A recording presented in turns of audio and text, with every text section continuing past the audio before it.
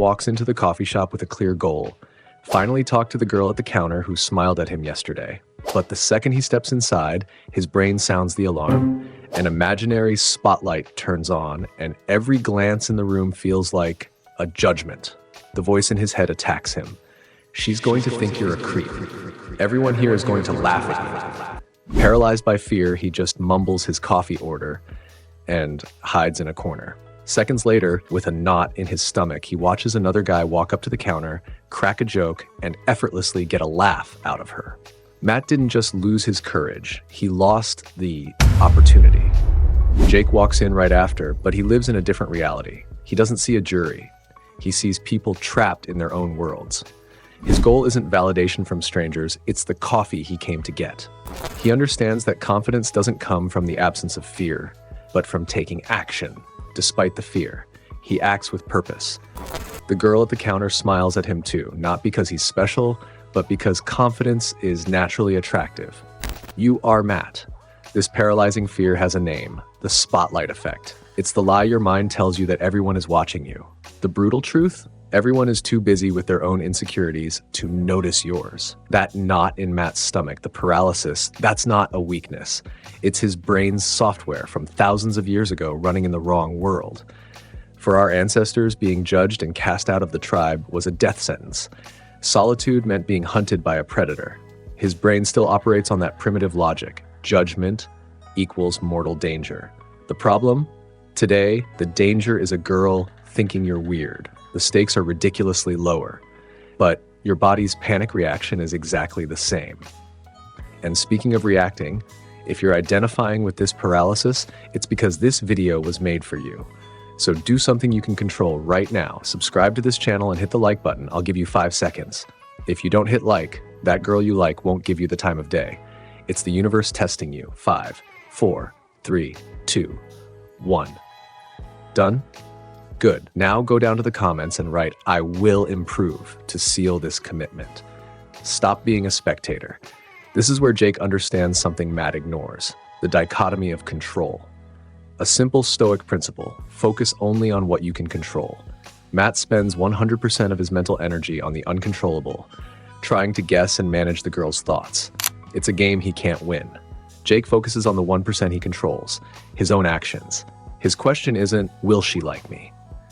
The question is, do I have the courage to act? The victory isn't in getting her yes, the victory is in having the courage to try.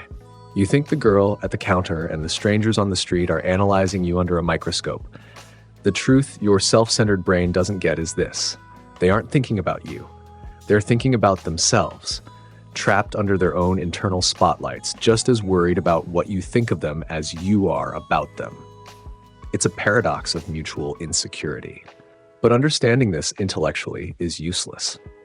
You need to prove to your brain that the danger is an illusion, and you do that through voluntary discomfort.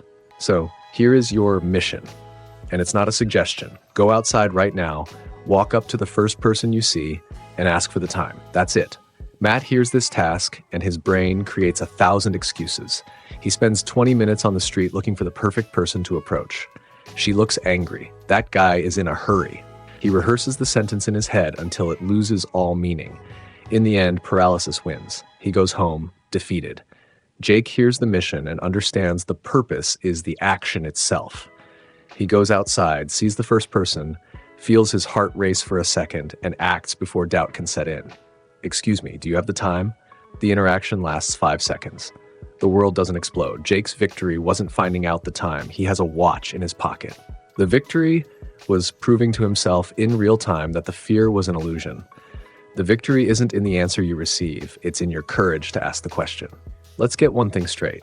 The goal isn't to magically stop noticing what other people think. You're not going to shut off your social brain.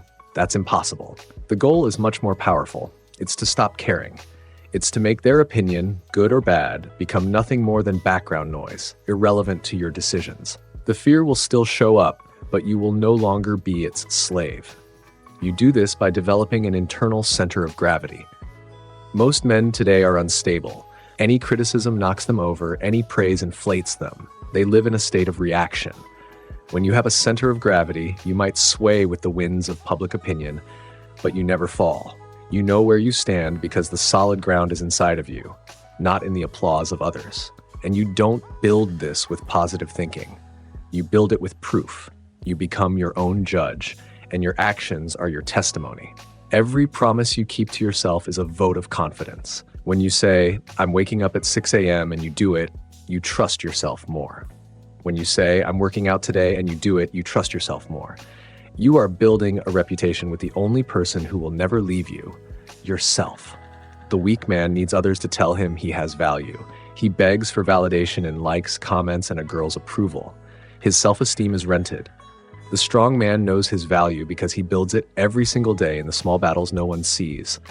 His self-esteem is owned, and because of that, no one can ever take it from him. The brutal truth is this: you will never stop noticing what other people think.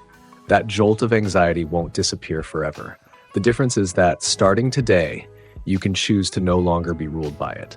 You will continue to hear your tribal brain's alarm, but you will consciously choose to ignore it, treating it for what it is, the ghost echo of a danger that no longer exists. You now know the spotlight is a lie. You know your brain sabotages you with ancient fears. And most importantly, you know the only way out is to build your own self-respect through action, not through the approval of others. But knowing is easy. The war is won in daily execution, and that's where most men fail. For those who are genuinely serious about stopping hiding and starting to build, I've created a straightforward guide. My ebook, Stop Being a Loser. This isn't a motivational book to make you feel good. I took what works and structured a 14-day challenge to pull you out of procrastination and force the discipline we've talked about here. It's the tool to turn this idea into action in the real world. The link is in the description. It's not free because we don't value what comes easy. Consider this your first real investment in your own freedom. At the end of the day, the choice is yours. You can continue being a spectator in your own life, paralyzed by the judgment of others. Or you can decide right now that the only opinion that truly matters is your own. The war against weakness isn't won tomorrow, it's declared today.